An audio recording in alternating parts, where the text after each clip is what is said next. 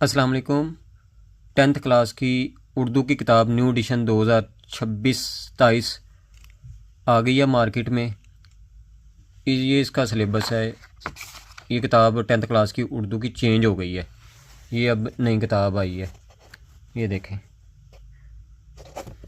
یہ اردو کی، یہ ہے حصہ حمد و نعت ہے، حصہ نثر ہے نیچے، اور یہ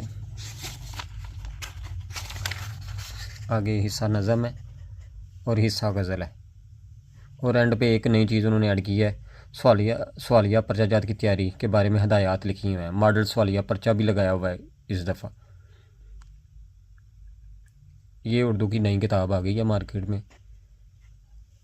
10th کلاس کی ساری کتابیں چینج ہو گئی ہیں۔ یہ جو چینج ہو کے آئی ہے اس کے سلیبس کے مطابق ہے۔ اس کی پرائز کی بھی میں بتا دوں آپ کو، اس کی پرائز 177 ہے۔ یہ نیچے پرائز 177 ہے۔